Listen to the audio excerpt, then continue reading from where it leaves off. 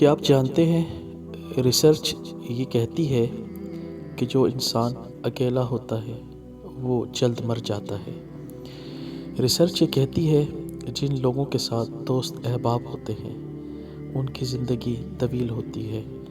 ہمیشہ اپنے ساتھ رشتہ داروں کو، پرانے دوستوں کو، تعلق داروں کو لے کر چلیں۔